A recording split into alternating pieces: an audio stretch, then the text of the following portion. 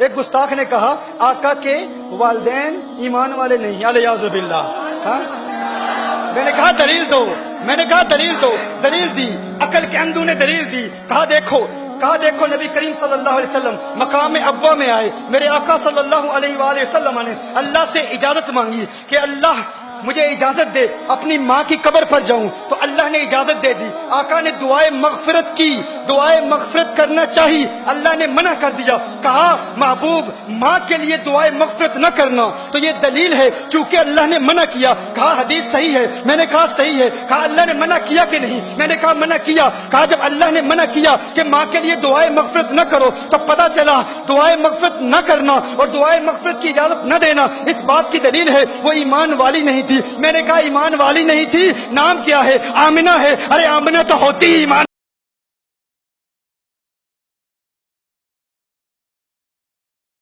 آمنہ نام ہے، آمنہ نام ہے. میں نے کہا بتاؤ. اب میں اس کی گرامیٹیکل ریزنز پر بات نہیں کرتا. میں نے کہا تم دلیل دیتے ہو کہ صحیح دلیل ہے، صحیح حدیث ہے کہ اللہ نے اجازت نہیں دی. میں نے کہا قرآن میں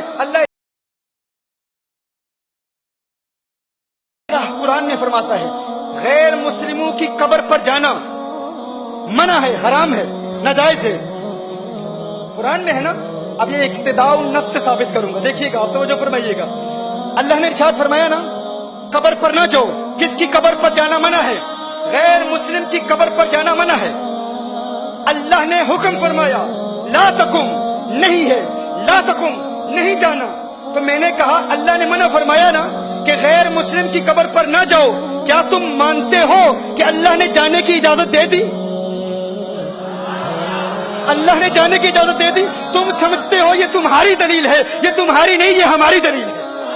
یہ کس کی دلیل ہے؟ یہ ہماری دلیل ہے.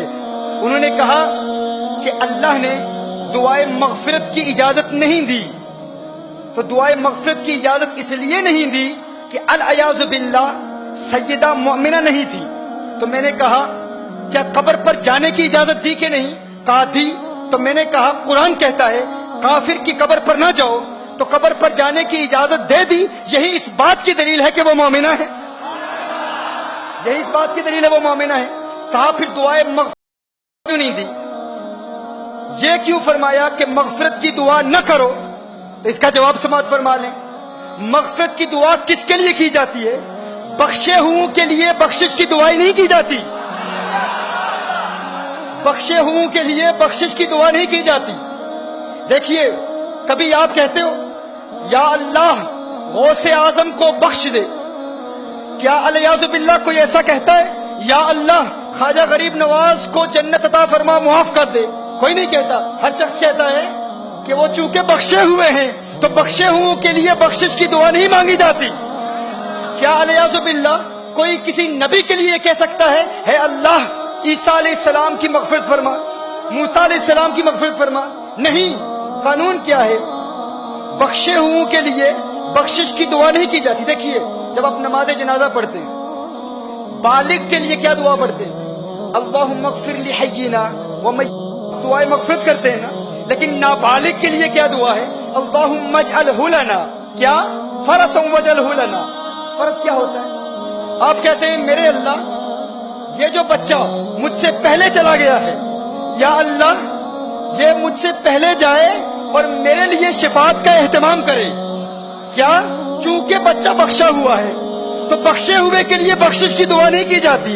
بخشے ہوئے کے لیے کہا جاتا ہے یا اللہ یہ مجھ سے پہلے جا رہا ہے، آخرت میں میرے لیے شفاعت کا اہتمام کرے، میری بخشش کا وسیلہ بنے. تو کہا تم کہتے ہو کہ حضور نے اپنی ماں کے لیے مغفرت کی دعا نہیں مانگی، اللہ نے اجازت نہیں دی. ارے اس بات پر غور کرو، مغفرت کی دعا اس کے لیے مانگی جاتی ہے جس کے لیے مغفرت نہ ہونے کا امکان ہو. ارے وہ تو پہلے سے ہی بخشی ہوئی ہے، ان کے لیے یہ دعا نہیں کی جاتی کہ ماں کے لیے مغفرت کی دعا مانگو. میں کہتا ہوں یونس علیہ السلام ایک مچھلی کے پیٹ میں رہے، اس مچھلی کے پیٹ میں رہنے کی وجہ سے یونس علیہ السلام کو اتنا بلند و بالا اور اعلیٰ مقام ملا. تو گویا کہ اللہ ارشاد فرما رہا ہے جس مچھلی میں ایک نبی رہے اس کو وہ مقام ملتا ہے. ارے جس ماں کی پیٹ میں آمنہ کا لال ہے وہ ماں مغفرت کی محتاج نہیں ہوتی، اس کے لیے مغفرت کی دعا نہیں مانگی جاتی، اس کے وسیلے سے امت کے لیے مغفرت کی دعائیں مانگی جاتی ہے.